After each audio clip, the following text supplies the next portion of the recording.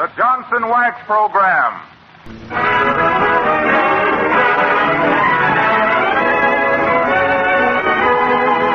The makers of Johnson's Wax and Johnson's Self-Polishing Glow Coat present Fibber McGee and Company with Jim Jordan as Fibber, Donald Novis, the Four Notes, Billy Mills Orchestra, and our special guest for tonight, Zazu Pitts. The show opens with Drums in My Heart.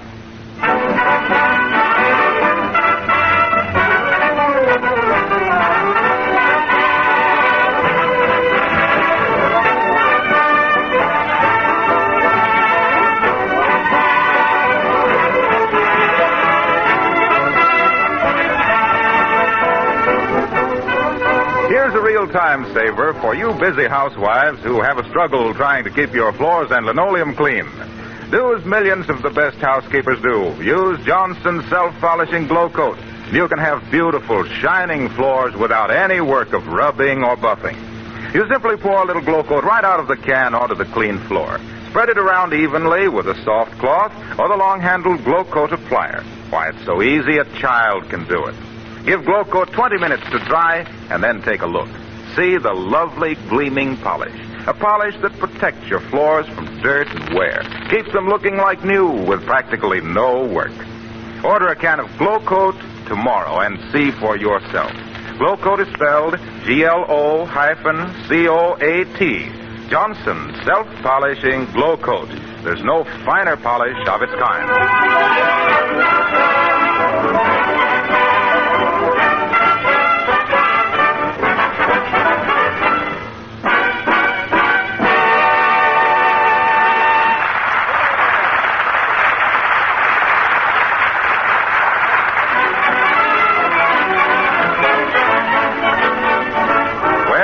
Fibber is vastly annoyed. It seems that one of the window shades in his front room, like a good man, can't be kept down. It's always flying up on its roller. So as our curtain rises tonight... That rat's a dead-ratted thing anyway. Hear it go up, folks? As our curtain rises on the living room at 79 Wistful Vista, we find Fibber, it takes a heap of fixin' to make a house a home, McGee.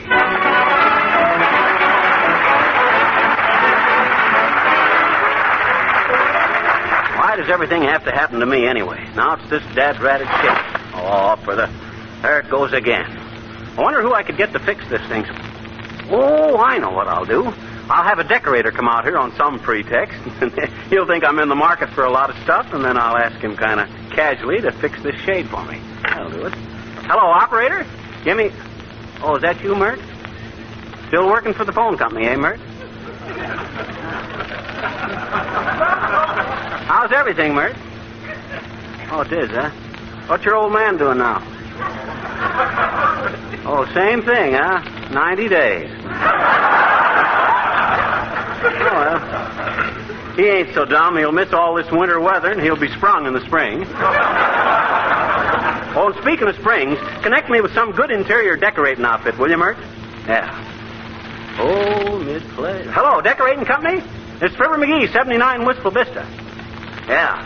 Listen, send me out an expert who knows something about carpets and furniture and draperies and rugs and all stuff like that there. Oh, yeah, and window shades. Yeah. Okay, bud. Thanks. Now, let's see. Oh, shucks. Come in. Hello there, Johnny. Got a punch board here. Care to take a chance on an electric razor? 2 bits of punch.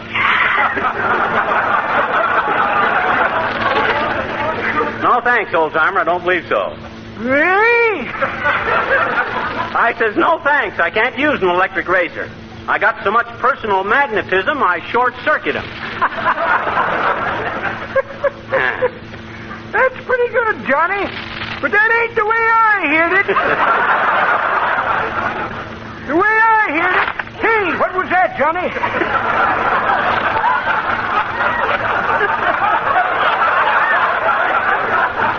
Oh, just the window shade. I can't keep it down. Oh, well, the way I heard it... One feller says to the other feller, say, see where all the big nations are building up their air forces. Looks like the next war would be the third one to be fought in the air. That's so, interrogated t'other feller. Who fit the other two? Well, vouchsafe the first feller. Wixel and Bernie for one, and Benny and Allen for the other. Reminds me of the aviator who practiced flying through tunnels, Johnny. He wanted to be an ace in the hole. Like this young feller. Wonder why I only meet him on Tuesday night.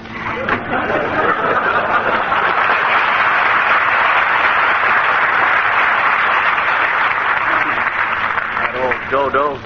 I'll bet he thinks our anti-aircraft division wears skirts. Now I gotta get this shade. Oh, now what? Come in. Oh, hi, Uppy. Gee, you look like the original Merry Widow. What you looking so happy about? Oh, Miss McGee, I just had to come in and tell you. Oh, really, Miss McGee, I am simply walking on air. You? You walking on air, Uppy? That's an awful kick in the teeth of the law of gravity. Miss McGee, I wonder, would you think I was just a silly girl if I told you that I'm... Oh, dear. Well, I wonder if I told you that I was in love. Oh, really, I'm simply fluttering, really. At last, I have met my dream man. Oh, sure. Your dream man, eh? Well, who is the lucky guy, Mrs. Uppington? Do I know him? Oh, I don't think so, Miss McGee, but he is simply divine. So romantic, so handsome, and oh, his manners are so continental. And do you know, he writes poetry to me. Poetry? Yes, he does really. Oh, man, such a happy girl. Oh, dear. Listen, Uppy, quit palpitating a minute and give me the lowdown. Who is he? Oh, you must meet him, Miss McGee. Horatio is such a dear, really. Horatio? Yes, Horatio K. Boomer. Such a lovely name, don't you think so? Hey, listen, Uppy, that guy's a I don't know why all you men don't cultivate such charming manners, Miss McGee. Huh? Why, do you know, last night he kissed my hand so fervently, my diamond ring came off. Yeah, I think that was the sweetest thing. Really, I do. Oh, well, now, I must be going now, Mr. McGee. Horatio is coming for tea. Well, goodbye, Mr. McGee. Goodbye. Goodbye.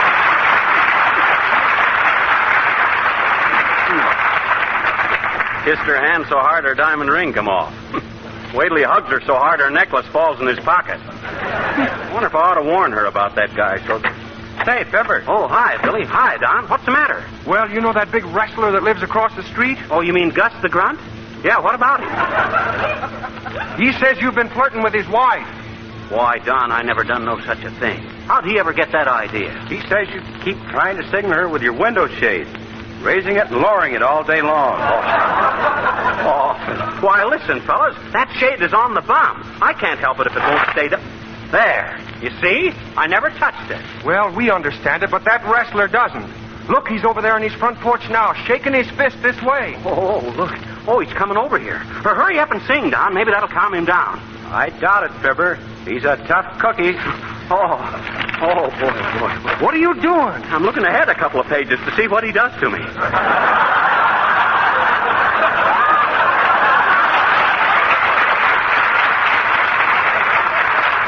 You go ahead and sing, Don. Have you forgotten? Go right ahead.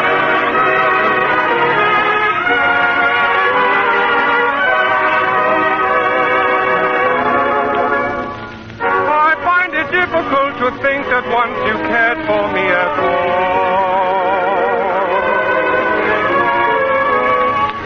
I can't believe that you'd refuse to speak to me each time I call.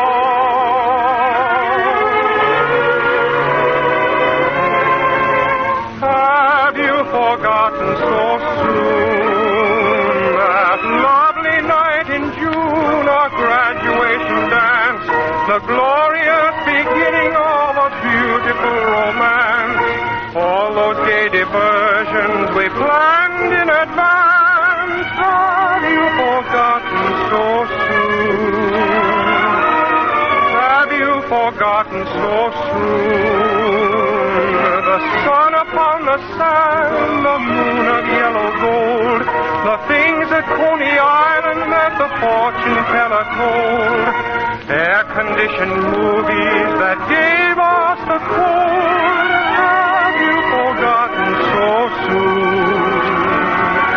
Don't you still remember the witch's party on Halloween? And that gay December, the whitest Christmas we've ever seen. Have you forgotten so soon that loving cup we made of old Italian wine? That New Year's Eve at Tony's when the gang sang Auld Lang Syne. All those nights in heaven that used to be mine. Have you forgotten so soon?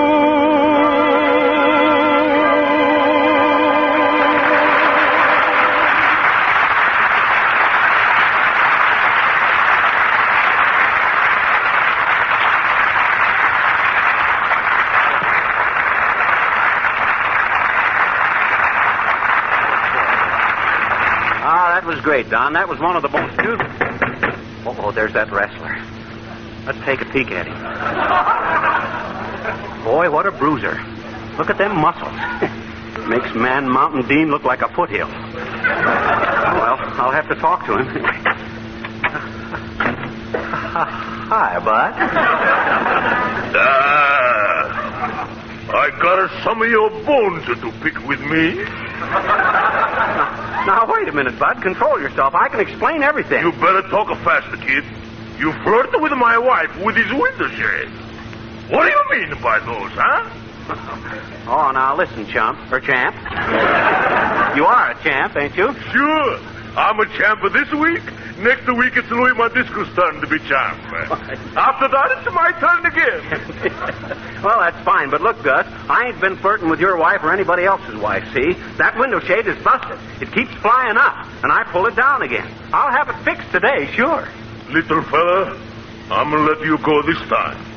But don't let me happen to you again. Oh!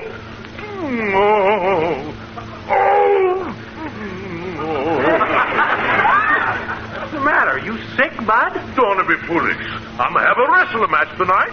This is my time for the rehearsal.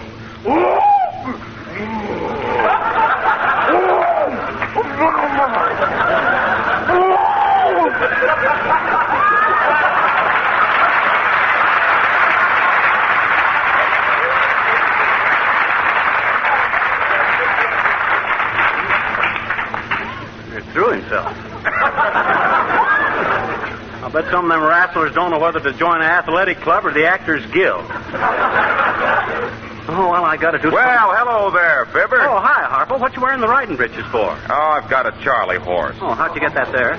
Oh, I got it scrubbing floors. I was foolish enough to demonstrate to a housewife how much labor there was in the old-fashioned way of rubbing and scrubbing floors and linoleum, as if she didn't know. Do people still do that? Well, a few. Boy, was that work. And then by way of contrast, I showed her how Johnson's self-polishing glow coat would keep her floors and linoleum clean and sparkling with no effort at all. You know, no rubbing or buffing. And then I... Ain't he wonderful, folks? He's sincere about that, too. And when I got through with the demonstration, she said, "You mean I just have to pour a little glow coat out and spread it around?" And I said, "Yes, madam, that's all you have to do." You get that enthusiasm, folks? Such fire. And then she started to put her hat on. And I said, "Where are you going, madam?" And she said, "Why, this is the best news I've had for years about glow coat. I'm going to spread it around." Oh, that was wonderful. That was great, Harpo. You know, I admire you very much. Oh, gee. I do, really. Oh, go on. You just say that. I mean it, Harpo. Say, do you know how to fix a window shade that won't stay down? No, I'm sorry, I don't. Why don't you go out and buy a new one? No, sirree, not me. I'll fix that shade myself or bust a leg trying. I'll see you later, Harpo. Okay, pal. Now, where did I put that screwdriver? Oh, yeah. Now I got to take the shades up. That's right. Come in. Oh, there, Mr. McGee. Yeah, Bud. What's on your mind? Well, I'm from the Wistful Vista Decorating Company, Mr. McGee. Oh. I'm the chief interior decorator. Oh. You got a cold, Bud? No, why? Oh, I don't know. You being an interior decorator, and that bass voice kind of fooled me.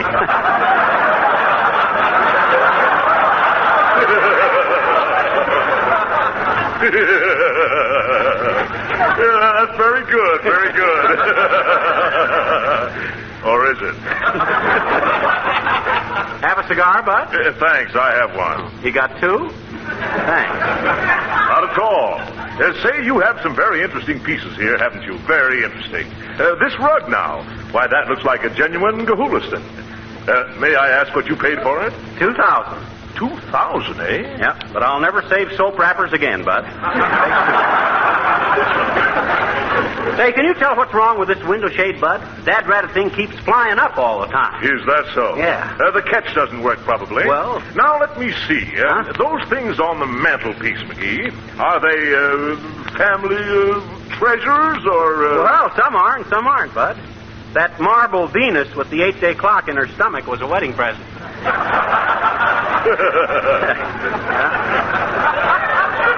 Sort of was. Since Molly's been sick, I've been too bashful to wind it. Very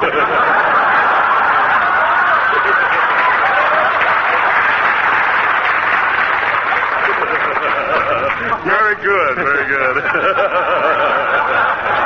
That coconut with the face painted on it is a souvenir of, just a souvenir. Yeah, souvenir, oh, yeah. I got quite a valuable collection of souvenirs, Bud. Leather watch fob from Petoskey, Michigan, with my initials burned onto it. Glass paperweight from Niagara Falls. Look, it's got a picture of the falls, blew right into it. Glass blowers do that stuff. Tricky, huh? That Cupid doll there, I won that at the county fair in Fort Wayne. That's right up there it goes again. What? That shade. Here, Bud, fix it for me, will you? Oh, so that's all you called me out here for. What? I thought so. I won't waste another minute here. What you mean? I know your ilk. Good day, sir.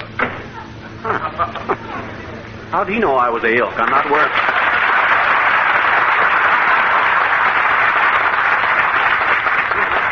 I told Harpo I'd get the shade fixed, and I'm going to do it. Oh, now. Come in. Oh, dear. I'm so glad there's somebody home. Come on in, Wilbur. Okay, Ma. Oh, hi, sis. This is really Zazu Pitts, folks, but we want to keep her in character.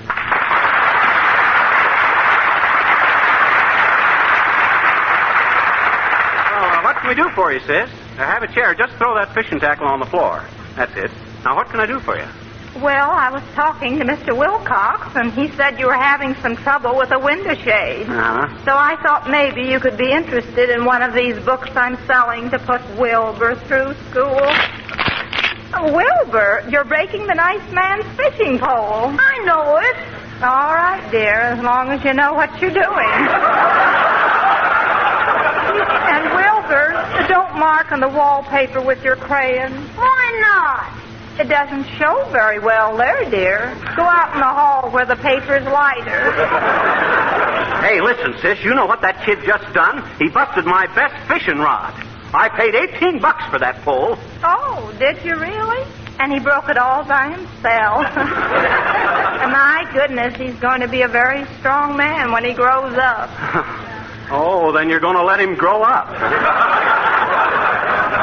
You say you're selling a book, sis? What's the name of it? It's called The Handyman's Guide to Simple Repairs or What to Do Till a Plumber Comes. It's really 2 books in one. I guess that's why it costs so much more than it's worth. Wilbur, careful with that air rifle, dear. What air rifle? I ain't got any air rifle. Hey, that's my target rifle. Give me that gun, you little... Give me that gun. Wilbur, you mustn't shoot people. Anyway, not till after Mother sells the book. Listen, sis, does that book tell how to repair a window shade that's gone haywire? Oh, yes. What window is it for? The front window. Then it will probably be in the front of the book. Now, let me see. Window shade. Wilbur, what are you doing, dear? Carving my initials on a piano leg. Well, don't cut yourself. and pick up the shavings after you like a good boy. Oh, dear. What were we talking about, mister? Window shade, sis. You find anything about them in that book? My goodness, I don't seem to. Let me look again. Okay. Window boxes, windmills, windshield wipers. Oh, don't you just love windshield wipers? The way they go back and forth, back and forth. I always feel like waving back at them, don't you? Listen, sis, about the window shade. Oh, yes, the window shade. Let me look again. And, Wilbur, don't swing on the chandelier. You might fall. There's matches in the kitchen, Wilbur, if you'd like to burn the house down. Okay.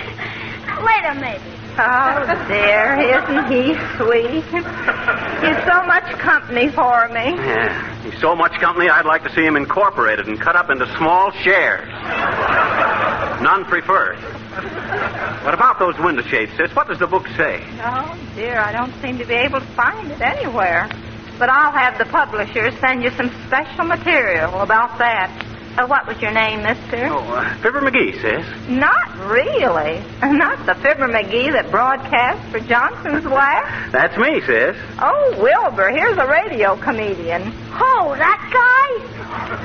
Oh, now, shucks, folks. Ow! Oh, this ain't him, Ma. Hey, what's the idea of sticking that pin in me, bud?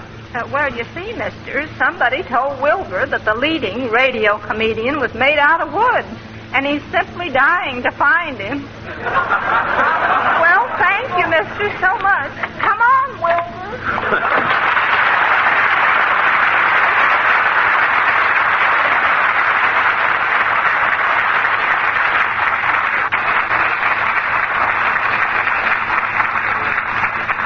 Imagine all this trouble rolled up in one little window shade.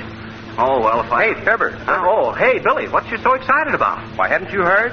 They're taking him for a ride. Taking who for a ride, Wilbur?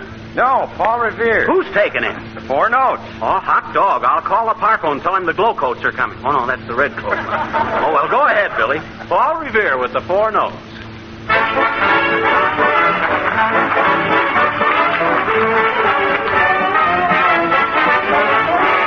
1775, hardly a man is still alive who remembers that famous day and year. The midnight ride up for Revere, waiting on the mountaintop, doing no harm, waiting there to spread the alarm. Nothing outside he could do but tell them the British were coming through. For he rode, yeah, he rode, sure he rode. All the noise that you could hear was the cry of Paul Revere as he rode. Riding down the mountain late at night, waking up the people both slept at night. When they opened the windows, they heard him cry, "You ready?" For the British were coming by, booting his pony down hill and dale, spreading the news with a noisy wail. They all woke up right away, waiting for the British at the break of day. He rode, he rode away. Yeah, he rode, yeah, he rode. If Paul were here this day and time, he would really change his mind. Taking all the clubs till the break of day, he'd be riding around in a different way. Now that it's over and finished too, we talk of the night old Paul came through. He galloped and galloped through hill and dale, spreading alarm along the trail. By his ride that famous night, he helped us win our fight for right.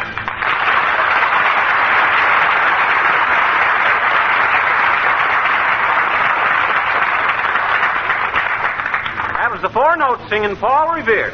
1 by land and 2 by NBC. Fix that dead-ratted window shades sometime. Hey, what is this? I'm going to have to build me a concentration camp where I can think. Come in. Oh, there, Scatterbrain. Glad to find you at home. Like to ask you a question. Oh. Hi, Boomer. Say, what's this about you and Mrs. Uppington? Oh, yes. Charming girl, Mrs. Uppington. Looks like the beginning of a beautiful friendship. Really does. Seen quite a bit of each other. Oh, yeah. With that backless evening gown of hers, I've been seeing a bit more of her than she has of me. Now, listen, Boomer. Mrs. Uppington is a very wealthy woman and a good friend of mine. I don't like the idea of a guy like... Oh, yes. That's what I wanted to inquire about, Whipsockers. Is the old war horse really in the clover, or does instinct fail me?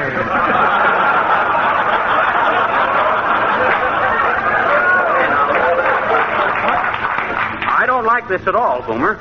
The idea of a gyp artist like you writing poetry to a nice woman like her. Poetry. You may think you're getting away with something for a while, Kipling, but it won't be for long, fellow. I should have made that wittier. Oh, was that so? Well, how would you like to see little sonnet I dashed off for the charming creature? I'd like to see any poetry you wrote. Certainly. Just to show you my affection is sincere, I'll show it to you now. Well, I put that sonnet. Here's a short length of rubber tubing. Very handy if you run out of gasoline on a quiet street at night. In fact, it's the only time a sucker gets an even break. Instruction book for small bore revolvers. Never use a revolver on small bores myself. I just leave the room. See 2 extortion letters, return for insufficient postage.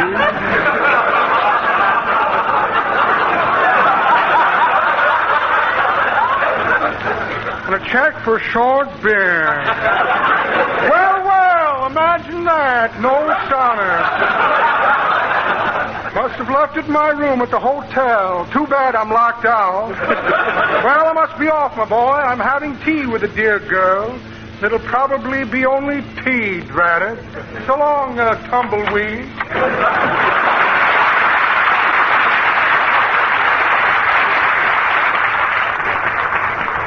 Why did Uppy have to fall for a four-flusher like him? If she ain't the silliest woman. No wonder the 400 is 2/3 zeros.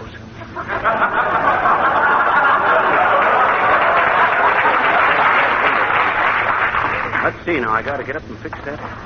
Let's see. Put the dang thread on the stuff here. Oh, here's what's wrong.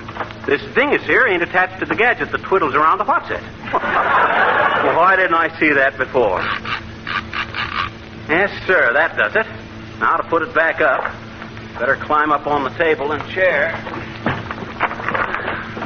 Up she goes. Ah, there. Well, I guess it's fixed for good now. Hey, come back here. Hey, hang on, let go. I'm falling.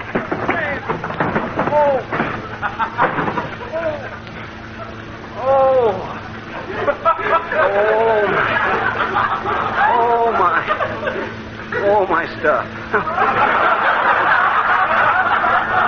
I wonder if I can reach the phone from here. Ah, I got it. Oh, hello, operator. How are you, Mert? Give me Wistful Vista 9670. Oh. Wilcox speaking. Is that you, Harpo? This is Fibber. Oh, yes. Remember that window shade that I was having the trouble with? Yes? Well, remember I told you I'd fix it or break my leg doing it. Oh, you got it fixed? No, I broke my leg.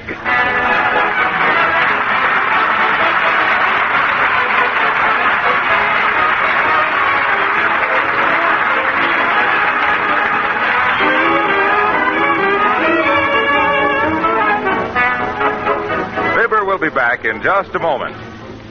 But now, please listen for an important announcement. For a limited time only, your dealer is featuring Johnson's Wax and Johnson's Self-Polishing Glow Coat in special giant-size cans. These giant-size cans contain 1/3 more than the regular cans. But during this sale, you can get them for the same price as the regular-size cans. This gives you 1/3 more for your money. So now is the time to stock up on Johnson's Wax and Johnson's Glow Coat. The supply of the giant sizes is strictly limited. When they're gone, you won't be able to get them again. Now remember, when you buy the giant size cans of Johnson's Self-Polishing Glow Coat, or Johnson's Wax Paste or Liquid, you pay for only 1 pint or 1 pound, and you get 1/3 more without cost. Johnson offers this extra dividend in appreciation of your loyalty to the Johnson products. Ask your dealer tomorrow for Johnson's giant sizes. They're selling fast, so don't delay.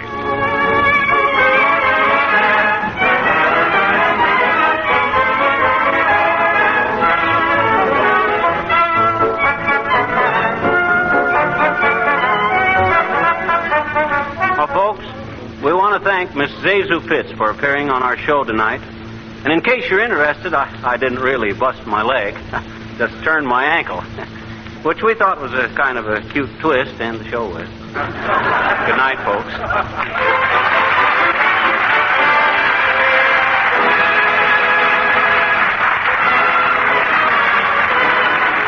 This is Harlow Wilcox speaking for the makers of Johnson's Wax and Johnson's Self-Polishing Glow Coat, Racine, Wisconsin, inviting you all to be with us again next Tuesday night. Good night. Selection Drums in My Heart is from production Through the Years. Fibber McGee and Company has been presented from Hollywood's Radio City. This is the National Broadcasting Company.